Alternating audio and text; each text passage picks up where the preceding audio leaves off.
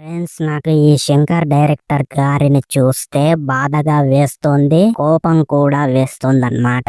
అయితే మనం ముందుగా బాధ ఏంటికేస్తుందో ఒకసారి అయితే మాట్లాడుకుందాం. ఆ తర్వాత కోపం ఏంటికి వస్తుందో దాని గురించి కూడా ముందు మాట్లాడుకుందాం. ఇప్పుడు బాధగా ఏంటికి వేస్తుందో మాట్లాడుకుందాం అన్నమాట.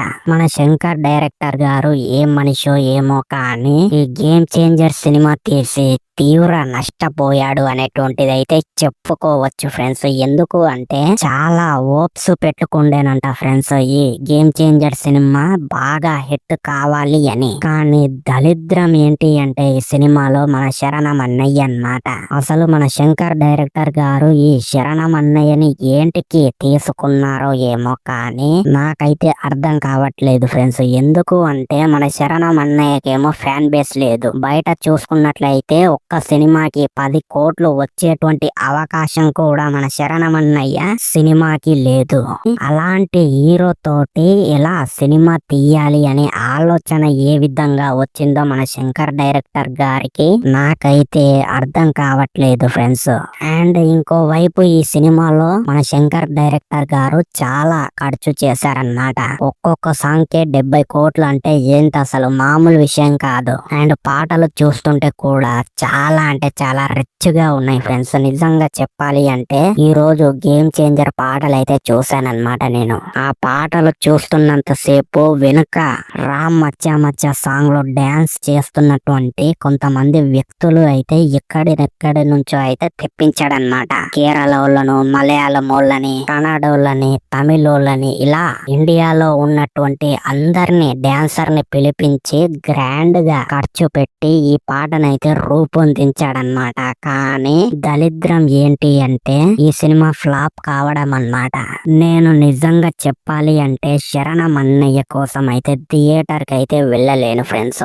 మన శంకర్ డైరెక్టర్ గారి డైరెక్షన్ చాలా బాగుంటుంది అని చెప్పి థియేటర్ కి అయితే వెళ్ళానన్నమాట. ఎందుకు అంటే మనం చిన్నగా ఉన్నప్పుడే రోబో సినిమా తీసి ఆ సినిమాలో మనం ఉన్నాం, ఆ సినిమాలో మనం ఆ రోబో పక్కల ఉన్నాం అనేటువంటి విధంగా అయితే మన శంకర్ డైరెక్టర్ గారు అయితే తీశారనమాట ఆ సినిమా. అయితే అప్పటి నుంచి మన శంకర్ డైరెక్టర్ గారి మీద అయితే నాకైతే ఎక్స్పెక్టేషన్స్ అయితే ఉన్నాయి. ఆ ఎక్స్పెక్టేషన్స్ తోటే ఈ గేమ్ చేంజర్ సినిమాకి వెళ్తే డైరెక్షన్ బాలేదు, సినిమాలో శరణం అన్నయ్య యాక్టింగ్ బాలేదు, ఇలా వాట్ నాన్స్ చాలా అంటే చాలా బాలేవు ఫ్రెండ్స్.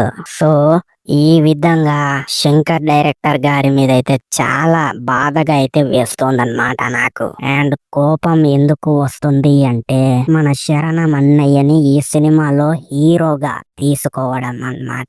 అసలు ఈ ఫ్యాన్ బేస్ లేని శరణం అన్నయ్యని ఏంటికి తీసుకున్నారో నాకైతే అస్సలు అర్థం కావట్లేదు. ఎందుకంటే శంకర్ గారి డైరెక్షన్ చండాలంగా ఉన్నా అందులో ఉండేటువంటి హీరోనే సినిమాని లేపాలి, అదే విధంగా ముందుకు తీసుకు వెళ్ళాలి తన యాక్టింగ్ తోటి. కానీ ఈ విషయంలో మన శరణం అన్నయ్య అయితే ఎవడు చేస్తాడు అసా, నేను గ్లోబల్ స్టార్ ని, RRR సినిమా నా వల్లే హిట్ అయింది అని నిర్రగా నిలిగాడనమాట.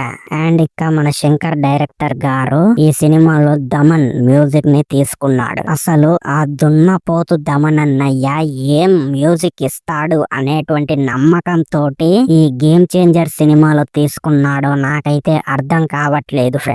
ఆడేమో బాలయ్యకి, పావుల తాతయ్యకేమో గుదాలుగా బీజిఎం ఇస్తాడు. ఇక వేరే హీరోలంటే ఎవడిస్తాడసా అన్నట్టయితే ఉంటాడనమాట. ఇలాంటి వాడిని తీసుకోవడం నాకైతే నచ్చలేదు ఫ్రెండ్స్. సో ఈ విధంగా ఇంత కష్టపడి వీళ్ళు ఫలితం అయితే సాధించలేరు ఫ్రెండ్స్.